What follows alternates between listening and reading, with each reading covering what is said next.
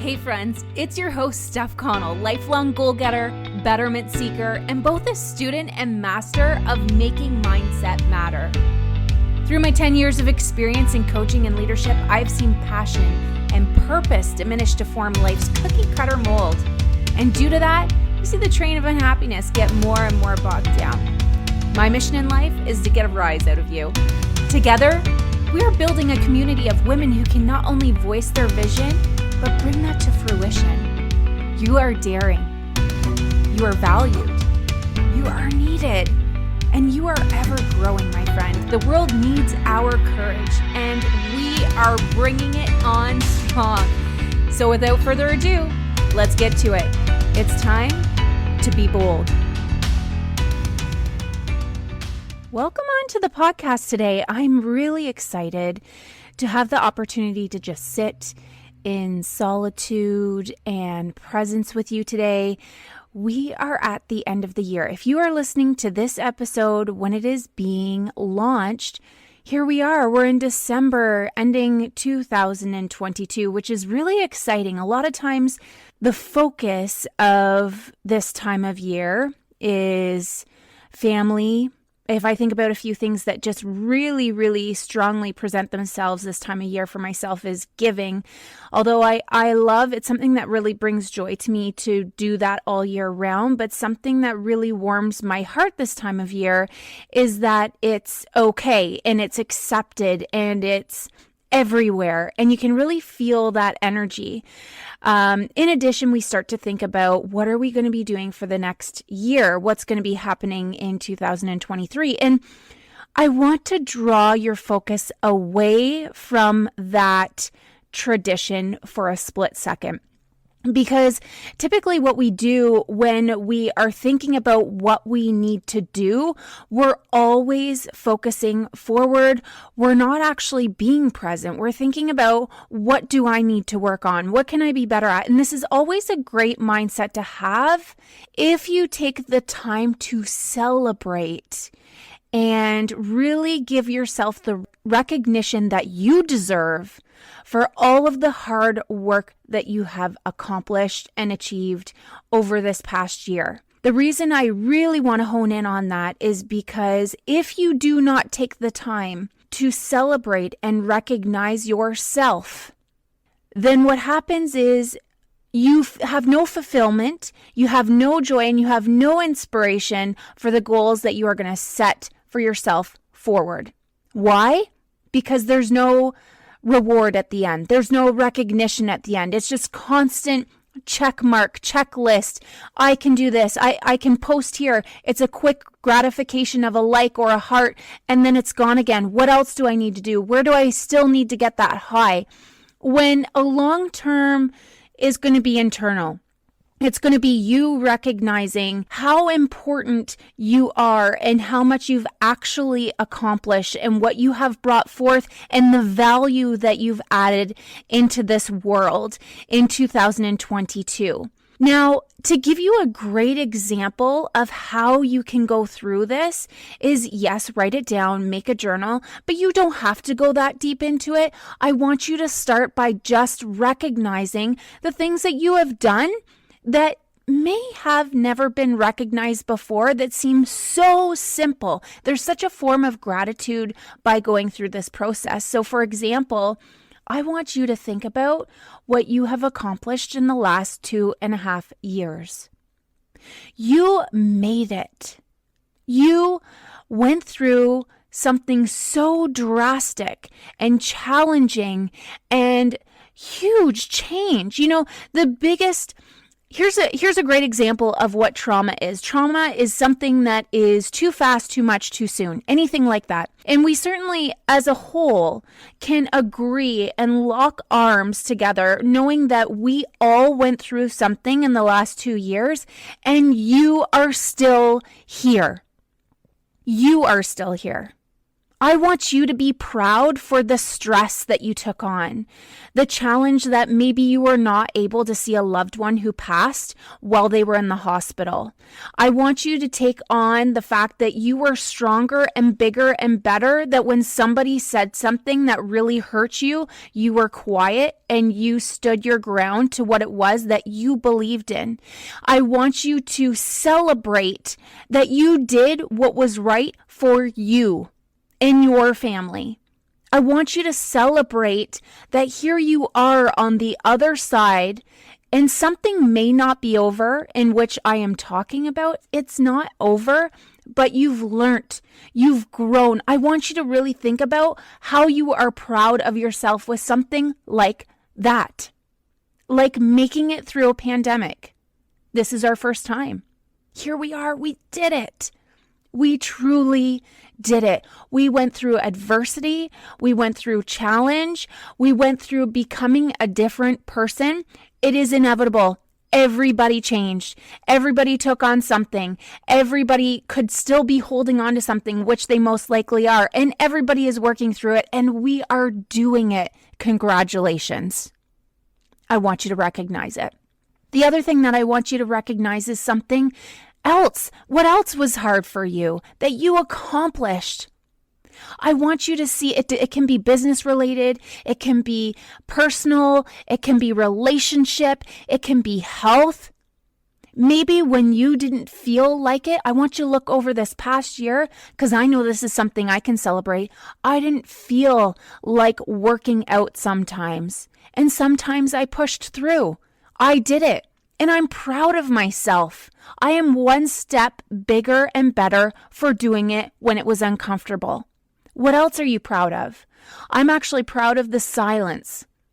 I'm proud of the moment that I took for myself that I needed. I'm proud because it's hard.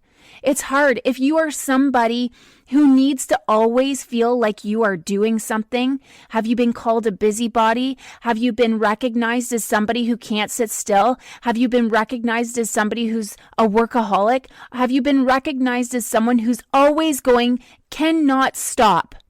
I stopped, and it was hard, but I'm proud of myself. Because I listened to myself and my body and my mind and what I needed. And I told myself that it's okay. The world will go on without me. I don't always have to be going. I don't always have to be proving. And proving to who? That's another question. Who are we proving to? So I want you to think about all the important steps, all the beautiful things that you did. And they may seem so simple, but on the days that you decided to get up when it was really, really, really hard, maybe you're going through something. You know, when we have a quiet time in our life, it could be that we're really expressing ourselves in a manner that's hard to sustain because it's not our true self. It might be an imbalance that we are always pushing in maybe a masculine, and we need to allow the feminine to come in. The only way that you're going to find out what it is by listening and taking that time to appreciate and recognize yourself, your true self, and really question, am I doing right now what sets my heart on fire? And what sets your heart on fire doesn't necessarily mean you're going to be on fire. It just means that it's what brings you energy, what builds and regains for you. And a lot of that may be recognizing that you need that rest at that time. And sometimes it might be that rest is not rest. It might be you're uninspired instead of tired. So it's just seeing what multiple things need to be at that time. But I really want you to do this for yourself. Take the time to recognize and appreciate who you are as a person. How does your value show up in the world?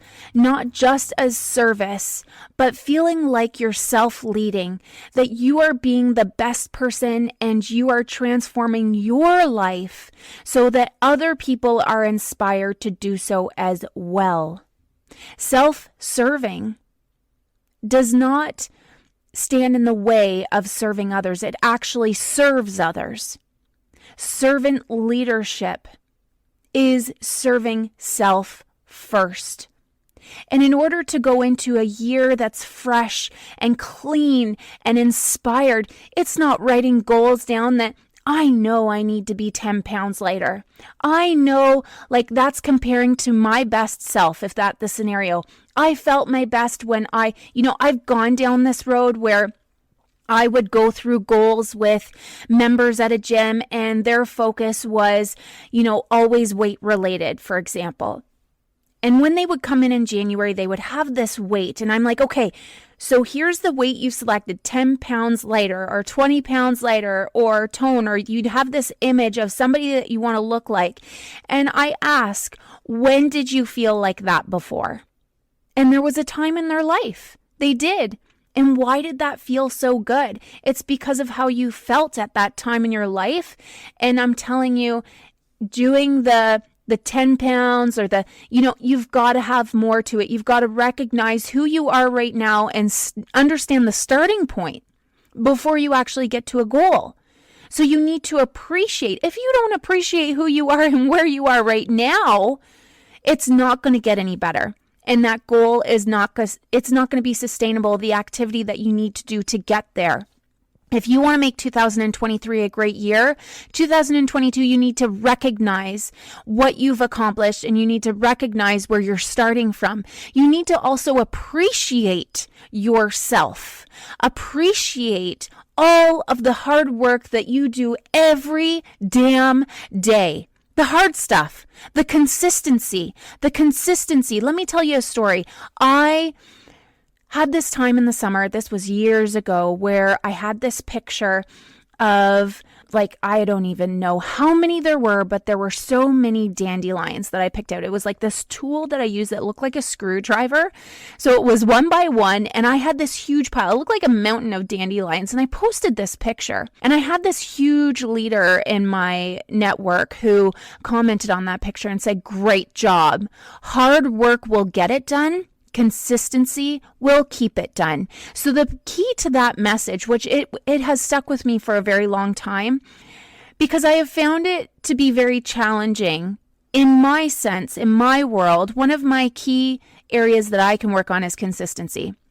I'm very good at running and sprinting. And then I need to take a pause. So if there's anything I'm consistent at, it's being inconsistent. But being consistent, if I can keep working on that, consistency will not only maintain, but it will maintain the growth in the direction to your goal. If we just do 1 month at the gym, it will not get us there. We can push, we can go, we'll be sore, but the return is not enough. We need to appreciate where we are right now and love who we are right now. And that is the work. That is the work in progress to actually get towards your goals. It wasn't until the moment that I learned and really understood that I want to love myself, I want to appreciate myself. I want to stop treating my body like a garbage can. I want to actually just be healthy, that I felt better, and that the weight just shed off.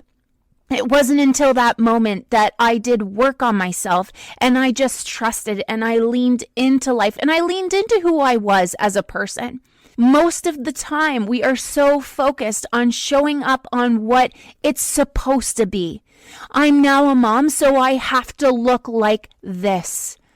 Oh my gosh, this road is so good. I love talking about this. And if you're not a mom yet, I just want to prepare you in this other story that I have. Just as a side note, oh my gosh, I can remember I had this wonderful woman who came in for an interview.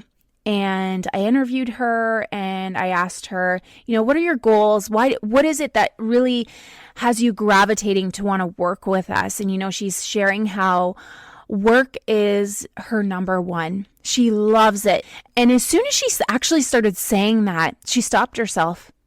And she says, well, my daughter is number one. and her daughter was 7 months old. We had the conversation before. We got to know each other a little bit, and she caught herself, and she actually said, my daughter is number one. And she continued on, but she says, but I really love my work. It's like, just so you know, it's my number one. I will be here. It's joy. It's passion to me. I let her finish. And then when she was done, this is somebody I met on the very first day, and I wanted her to know this. And man or woman, I want you to know this. It's okay to love something else. It's okay to recognize your passions in life. Let me tell you something. You may love your work, and it means the most to you, but nothing will ever outlive and outlove your passion for your family. You don't have to say that in order for the other to be true. I am okay with you saying that you love money, that you love work, that, that excites you. There's passion and purpose. Let me tell you something. I say it without question. My work is number one. And I'll tell you why. Because it lights my heart on fire, which in return makes me number one. And let me tell you why that's number one. It doesn't mean that my children don't mean the most to me and I love them the most, but I am number one. Without me, they don't have the proper guidance. I am excellence to them and myself. I am the one that leads them down the road of how they are going to be. I love my work. My work is number one.